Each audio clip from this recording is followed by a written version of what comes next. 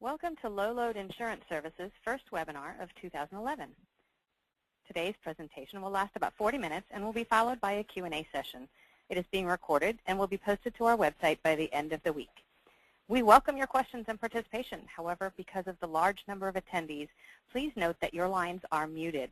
If you have questions during the presentation, type them into the question box on your screen, and we will take breaks at slides 11 and 21 to answer questions.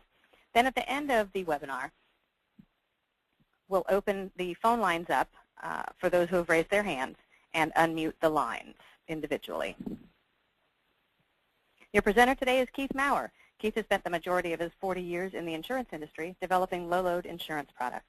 In 1984, he co-founded Tampa-based Fee-for-Service, a national firm specializing in marketing low-load life insurance. When GE Capital purchased Fee-for-Service in 1995, Keith remained president until his resignation in 1998. Since leaving GE Capital, Keith has served as a product distribution strategy consultant to several well-known insurance companies. Today, we are lucky enough to have him as in-house consultant here at Low Load Insurance Services. Keith, take it away. Thank you, Dina. I hope everybody can hear me. I'm going to speak quite loud into this, and I will try to keep my voice slower than normal because I do know that it doesn't travel very well. But we're going to talk about the new tax law that came into existence just about a month ago. And oops. And let me tell you what we're going to talk about the law itself. I know a lot of you have probably already heard some of it about it, and I'm not going to give you too many new things about it. There's a couple of nuances that you may or may not know. But I'm also going to concentrate on how some of these changes may change some of your planning thoughts. I know the more I think about it, the more truisms or the more sort of the things we've always done in the past, because that's just the way you do it. You may want to rethink some of those things if that's really what we want to concentrate on. Then, of course, the question, assuming this law stays in existence for a long period of time, is estate planning dead? And just in case anybody is very, just holding their breath on that one, the answer to that is no. Does permanent insurance still have a place? And again, the answer to that one to me is yes. And then talk a little bit about how I see some of the benefits to you as the advisor now that the new tax law is come into play. But before we go on, I want to talk just a little bit about the political climate that this tax law was passed in. And it may give us some insight, at least either make us feel good or make us feel uncertain of what's going to happen in 2 years. But just before the January 1st, as we all know, there was a political election, and the other party from the current party sort of won, and a lot of things were going on. But there was a lot of horse trading going on about that time, where the current administration wanted to keep the unemployment benefits extending for another, I don't know, 6 months, 12 months, I don't know, but it wanted to extend them. Also had some treaty deals that he wanted to pass before the end of the year. And the Republicans were pretty much holding him up to say that they wanted all the Bush tax laws to stay the same, including for the wealthy. No one really talked too much about the estate tax law because it had gone to zero and what was going to come back to. And then lo and behold, just sort of out of the blue, and in my opinion, and it's only my opinion, some things were thrown in here just to see how far they could push the current administration, and lo and behold, they got them all. And will we keep them all? I'm not sure, but we got more than anybody, and I tried to keep it top of what the insurance industry at least thought was going to happen, and I don't think anybody could possibly have put this plan together and said this is what they anticipated. So let's talk a little bit about what passed. The current tax law, starting January 1st of this year, the exemption, the tax exemption, as you probably know, had gone up to $3.5 million. Then in 2010 had gone to zero, or excuse me, there was no tax, and so there was unlimited. And then lo and behold, it popped up now to $5 million. So for the next 2 years, 2011 and 2012, the exemption per person is $5 million. But maybe even more important, at least from a planning point of view, is that it's $10 million per married couple. and that's at least $10 million, I should say.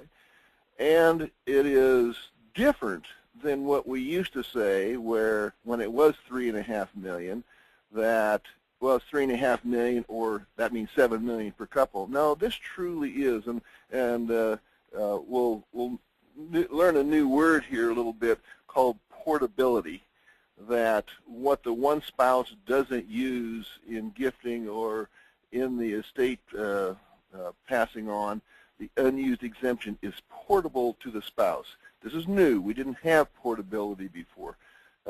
By good planning, you may say, well, we sort of had it, and we had limited marital deductions, and we could do some things, but we never really had this. So this is new in our thinking as to what's going on and how do we do things.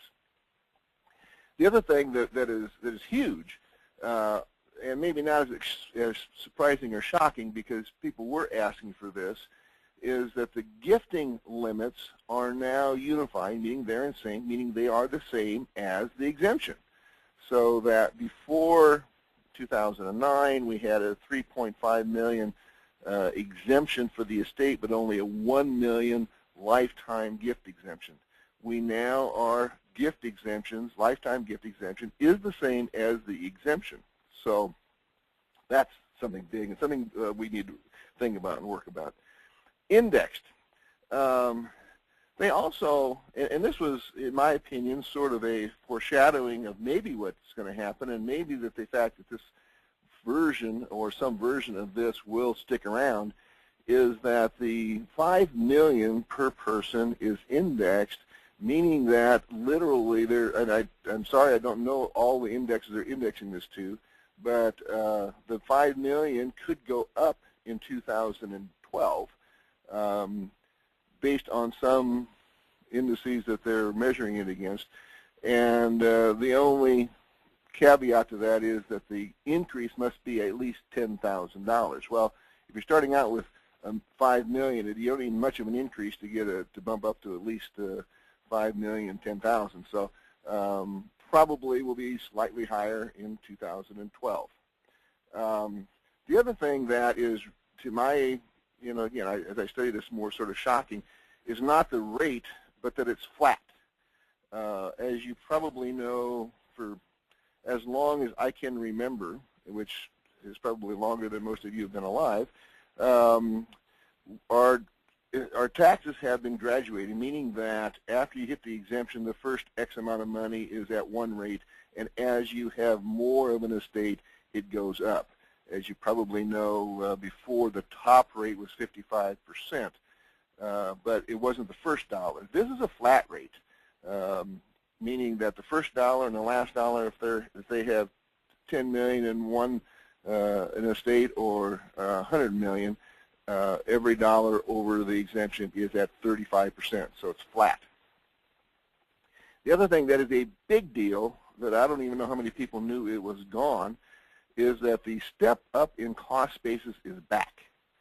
I'm sure everybody knows what the step up in cost basis is. At death, you get some asset, and the asset is then valued not at the purchaser's, your grandpa's $5 out of a can that he bought some IBM stock with, or and forgot about it, and now is split 15 different times, and but his cost basis is still only $5. If you inherit that from grandpa, now whatever value it is at the day of his death is also your cost basis, so they'd be turned around and sold it. You would not have any capital gains that day. This was taken away, by the way, in 2010. Anybody that has a client and we know we have at least 4, because we had 4 death claims last year, or if you have a client that died and or are working with an estate of a client, maybe their parents or something died in 2010, they did give us the option, or give you the option, of going back now in 2010 and taking this version of the law if you want to. And the reason you may do that is, number one, you may want to have the assets so it passes on with a stepped up in cost basis. That may be one. And number two, you may want this portability to the other spouse if you want to do that. So that's sort of what the law, I'm going to go